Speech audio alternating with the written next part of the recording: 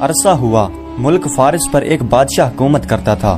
وہ بڑا رحم دل اور انصاف پسند تھا۔ اس کا بیٹا رحمان بھی اپنے باپ کی طرح دلیر تھا۔ بادشاہ کو شکار کھیلنے کا بہت شوق تھا اور وہ اکثر شکار کھیلنے کے لیے جایا کرتا تھا۔ ایک روز گرمیوں کا دن تھا اور بادشاہ کا شکار پر جانے کا جی چاہا۔ حکم کی دیر تھی کہ تمام انتظام ہو گئے اور بادشاہ شکار کے لیے چل پڑا۔ سارا دن بادشاہ شکار میں مصروف رہا۔ کہیں شیر، چیتے، 12 سنگے شکار کیے۔ شام ہوئی تو سب واپسی کے لیے تیاریاں کرنے لگے۔ ابھی آدھا سفر بھی طے نہیں کیا تھا کہ راستے میں بادشاہ کو ایک بہت خوبصورت ہرن دکھائی دیا۔ بادشاہ نے تیر نکال کر کمان میں ڈالا اور نشانہ لے کر چھوڑ دیا۔ ادھر تیر کمان سے نکلا تھا اور ادھر ہرن چوکڑیاں بھرتے ہوئے بھاگ نکلا۔ نشانہ خطا ہو گیا تو بادشاہ کو غصہ آ گیا۔ اس نے گھوڑے کو ایڑ لگائی اور ہرن کے تعاقب میں چل پڑا۔ محافظ اور وزراء بھی بادشاہ کے پیچھے لگ پڑے، لیکن بادشاہ کے گھوڑے کی رفتار تیز تھی، اس لیے وہ ان سب کی نظروں سے اوجھل ہو گیا۔ بادشاہ نے کئی بار تیر لے کر نشانہ لگائے، لیکن ایک بھی ہرن کو نہ لگا اور ہرن بھی جھاڑیوں میں غائب ہو گیا۔ رات کا اندھیرا اترنے لگا تھا۔ ہرن کے بچ نکلنے پر بادشاہ کو غصہ تو بہت آیا، لیکن کیا کر سکتا تھا؟ رات کا اندھیرا بڑھتا جا رہا تھا، اس لیے بادشاہ نے واپس جانا ہی مناسب سمجھا۔ بادشاہ نے گھوڑے کی باگ موڑی اور ایڑ لگانے ہی والا تھا کہ رات کی خاموشی کو چیرتی ہوئی اس کے کانوں میں کسی کی آواز پڑی۔ بادشاہ چیخ اٹھا۔ آواز کسی عورت کی تھی۔ اس ویران اور سنسان جنگل میں عورت کہاں سے آ گئی؟ پہلے تو بادشاہ یہ سوچ کر گھبرایا کہ کوئی بھوتنی یا چڑیل تو نہیں ہے، لیکن پھر اسے خیال آیا کہ کہیں کوئی مجبور عورت ہو۔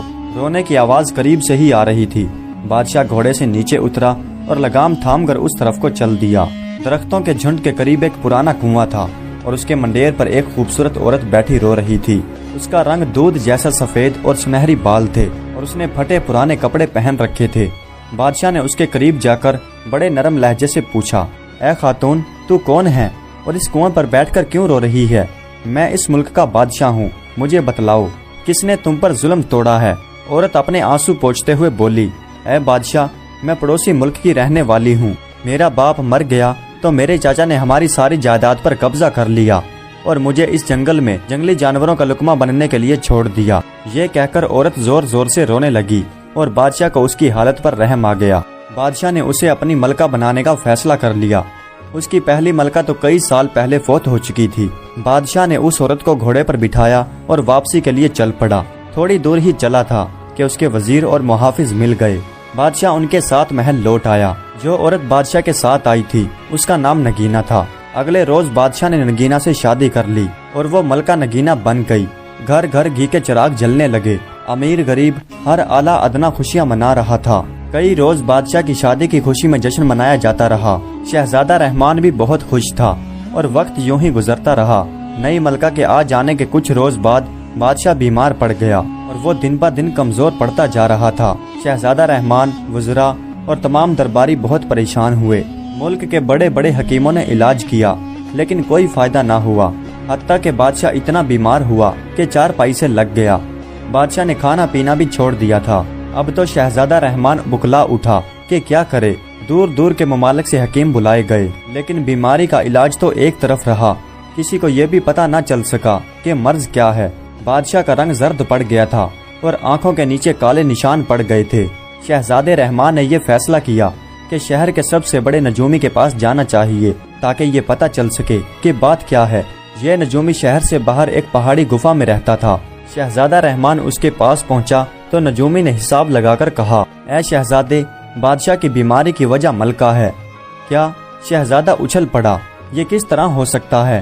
نجومی بابا، میں تمہاری بات سمجھا نہیں۔ پھر نجومی نے کہا، اے قابل احترام شہزادے، میرا علم کہتا ہے کہ ملکہ کوئی انسان نہیں ہے بلکہ انتہائی خطرناک اور زہریلی ناگن ہے۔ جب کوئی انسان 500 سال کا ہو جاتا ہے اور ان 500 سالوں میں کسی انسان کی نظر اس پر نہ پڑے تو اسے یہ طاقت حاصل ہو جاتی ہے کہ وہ جب چاہے کسی بھی انسان یا کسی بھی جانور کا روپ دھار سکتا ہے۔ ملکہ بھی ایک ایسی ناگن ہے جسے یہ طاقت مل چکی ہے اور اب وہ تھوڑا تھوڑا کر کے اپنا سارا زہر بادشاہ کے جسم میں داخل کر رہی ہے۔ شہزادہ رحمان پریشان ہو کر بولا، نجومی بابا، مجھے ایک بات سمجھ میں نہیں آتی کہ اگر آپ کی بات درست ہے تو پھر اس ناگن کی بادشاہ سے کیا دشمنی ہے جو وہ انہیں مار ڈالنا چاہتی ہے۔ نجومی نے پھر حساب کتاب لگایا اور پھر کہا، شہزادے حضور، آج سے 10 سال پہلے بادشاہ نے جنگل میں ایک ناگ کو ہلاک کر دیا تھا۔ وہ کالا ناگ اس ناگن کا بھائی تھا اور اب وہ انتقام لے رہی ہے۔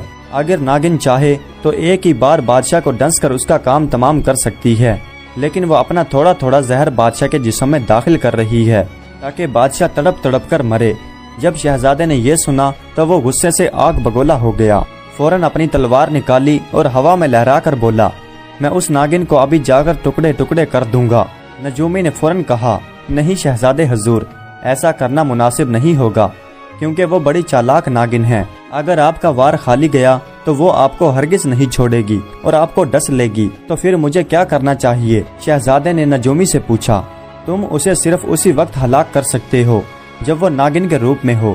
تمہارا تیر سیدھا ناگن کے فن میں جا کر لگنا چاہیے، اور یاد رکھنا اگر تمہارا تیر نشانے پر نہ لگا تو تم ناگن کے غصے سے نہ بچ سکو گے، وہ تمہیں ڈس کر ہلاک کر دے گی۔ شہزادے نے نجومی سے سوال پوچھا، لیکن بابا میں اس ناگن کو ناگن کے روپ میں آنے پر کس طرح مجبور کر سکتا ہوں؟ نجومی نے مسکرا کر کہا، اس کا حل بھی میرے پاس ہے۔ میں تمہیں ایک ایسی دوائی کی پڑیا دیتا ہوں، تم آج رات کھانے کے وقت اس پڑیا کو پانی میں ملا کر ملکہ کو دے دینا اور بادشاہ کے خواب گاہ میں موجود پانی کی سراہی کو خالی کر دینا اور بادشاہ کے خواب گاہ کو باہر سے تالا لگا دینا۔ اس دوا سے آدھی رات کے قریب ملکہ کو شدید پیاس لگے گی اور پھر جو ہوگا تم اپنی آنکھوں سے دیکھ لو گے، مگر ایک بات یاد رکھنا کہ یہ کام بہت ہوشیاری سے کرنا ہوگا۔ ملکہ کو ذرہ برابر بھی شک نہیں ہونا چاہیے۔ شہزادے نے نجومی سے دوا کی پڑیا لے لی اور کہا، جیسا تم نے کہا ہے میں ویسا ہی کروں گا۔ یہ کہہ کر شہزادہ محل میں واپس آ گیا۔ رات ہوئی اور کھانے کا وقت ہوا تو شہزادے نے بڑی ہوشیاری کے ساتھ دوائی ملکہ کے پانی میں ڈال دی۔ ملکہ کو پتہ ہی نہ چلا اور وہ پانی پی گئی۔ تھوڑی دیر بعد شہزادہ اٹھ کھڑا ہوا۔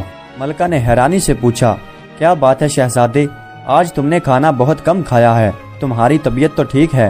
جی ہاں، بس آج بھوک کچھ کم تھی، آپ اطمینان سے کھائیے، شہزادے نے جواب دیا اور شہزادہ باہر نکل آیا۔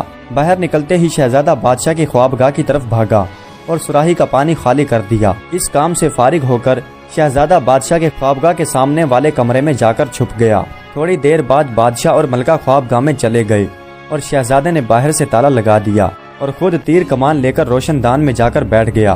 بادشاہ اور ملکہ بستر پر پڑے سو رہے تھے۔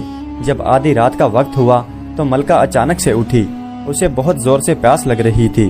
وہ اٹھی اور اس نے سراہی سے پانی لینا چاہا، لیکن شہزادے نے سراہی سے پانی پہلے ہی خالی کر دیا تھا۔ وہ دروازے کی طرف بڑھی اور باہر نکلنا چاہا، لیکن دروازہ بند تھا۔ شہزادہ رحمان روشن دان کے قریب بیٹھا یہ سب منظر دیکھ رہا تھا۔ دوائی کے اثر سے ملکہ کو اتنی شدت سے پیاس لگی کہ اس کا منہ خشک ہو گیا۔ اسے یوں ہو گیا جیسے حلق میں کانٹوں کا جنگل اگ آیا ہو۔ ملکہ پریشان ہو گئی کہ کہاں سے پانی لا کر اپنی پیاس بجھائے۔ خوابگاہ سے ایک گندی نالی باہر جاتی تھی اور یہ نالی گندے پانی کو باہر نکالنے کے لیے بنائی گئی تھی۔ ملکہ نے فیصلہ کیا کہ ناگن بن کر اس نالی کے راستے باہر جا کر پانی پینا چاہیے۔ وہ دبے پاؤں بادشاہ کے قریب آئی۔ بادشاہ تو گھوڑے بیچ کر سو رہا تھا۔ ملکہ کو جب یہ اطمینان ہو گیا کہ بادشاہ بے خبر پڑا سو رہا ہے تو اس نے زمین پر ایک لوٹ لگائی اور اگلے ہی لمحے فرش پر ملکہ کی جگہ ایک کالے رنگ کی ناگن موجود تھی۔ شہزادے نے جب یہ منظر دیکھا تو وہ کانپ اٹھا۔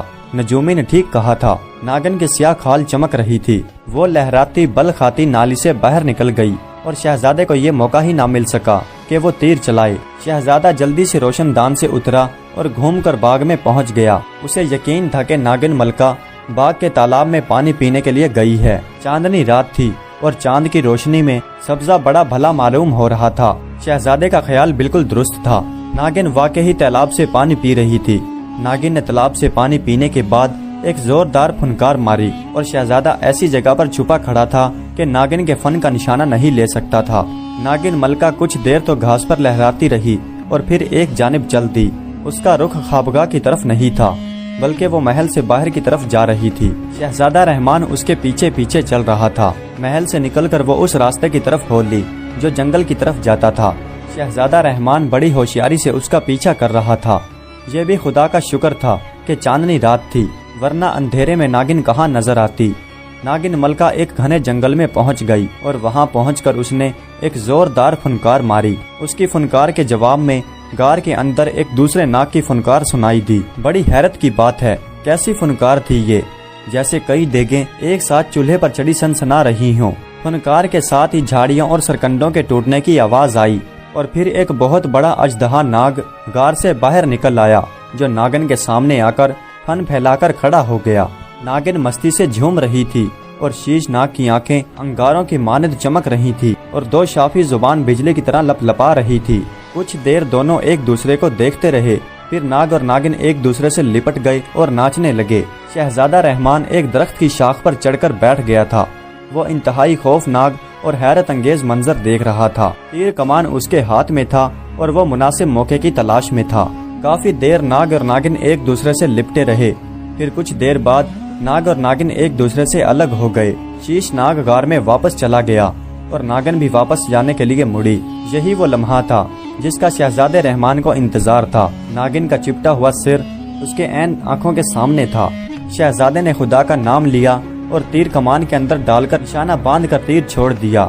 हवा को चीरता हुआ सनसनाता हुआ तीर नागिन के फन के आर पार हो गया। नागिन का उठा हुआ फन झटके के साथ पीछे की तरफ जा गिरा। वो बड़े दर्द भरे अंदाज में फुनकारी और बल खाने लगी। बल खाते हुए नागिन ने इंसानी रूप में आने की कोशिश की। अभी वो आधे इंसान के रूप में आई थी कि उसकी जान निकल गई।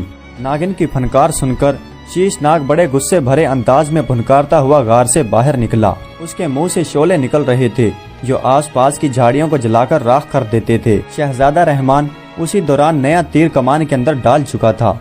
उसने नाग की सीधी आंख का निशाना लेकर तीर सीधा हवा में छोड़ दिया। तीर ऐन निशाने पर बैठा। नाग बुरी तरह से बल खाता हुआ लिपटा। शहजादे ने दूसरा तीर भी निकाला और सीधा उसकी दूसरी आंख पर छोड़ दिया। शीश नाग अंधा हो चुका था। उसे कुछ भी नजर नहीं आ रहा था। वो दर्द की वजह से बल खाता अपना फन दरख्तों और पत्थरों पर मार रहा था। शहजादे ने तय दर तय तीर चलाकर नाग को हलाक कर दिया और दरख्त से नीचे उतर आया। आधी इंसान और आधी नागिन मलका मरी पड़ी थी। शहजादे ने गार के अंदर जाकर देखा कि कहीं कोई और नाग तो नहीं है, मगर वहाँ तो इंसानी ढांचों का ढेर लगा हुआ था और नाग उन्हें डंसकर उनका गोश्त नोच नोच कर खा चुका था। बाहर आकर शहजादे ने मरे हुए नाग का सर चीरकर मन बाहर निकाल लिया। सांप का मन एक बड़े हीरे की मानद चमकदार होता है। उसके अंदर ये खासियत होती है कि वो जहर को चूस लेता है। शीश नाग के मन को शहजादे ने अपनी जेब में डालकर मरी हुई मलका को अपनी गोद में उठाया और महल की तरफ चल दिया। जिस वक्त वो महल पहुंचा तो रात की तारीखी छटने लगी थी। महल के मुहाफिजों ने जब शहजादे रहमान को मलका नागिन को उठाए हुए देखा तो हैरान रह गए और उस वक्त तो उनकी चीख निकल गई जब उन्होंने देखा कि मलका का आधा धड़ इंसान का और आधा नागिन का है। शहजादा रहमान बादशाह के ख्वाबगाह पहुंचा और बादशाह बेखबर पड़ा था। शहजादे ने बादशाह को बेदार किया और सारी कहानी सुना दी। ये कहानी सुनकर दहशत के मारे एक बार तो बादशाह लर्ज उठा। इस ख्याल ने ही उसके ऊपर कपकपी तारी कर दी थी कि वो एक खतरनाक नागिन को अपनी मलका बनाए हुए था और उसने एक नागिन से शादी कर रखी थी और यही उसकी बीमारी की वजह थी। ये नागिन का जहर ही था जिसने बादशाह को बीमार कर रखा था और वो अपने नाग भाई की मौत का इंतकाम ले रही थी। बादशाह ने शहजादे रहमान को अपने गले से लगा लिया और फिर कहा कि बेटा, तुमने अपनी जान से खेलकर इस नागिन को हलाक कर दिया और मुझे नई जिंदगी दी है। शहजादे ने सर झुकाकर कहा, अब्बा हजूर, ये तो मेरा फर्ज बनता था। अच्छी औलाद की यही निशानी होती है कि वो अपने माँ बाप की खिदमत करते हैं। ये कहकर शहजादे रहमान ने अपनी जेब से शीश नाग के मन को निकाला और बादशाह के मुंह से लगा दिया। मन ने नागिन का सारा जहर खींच लिया और बादशाह अच्छा भला हो गया।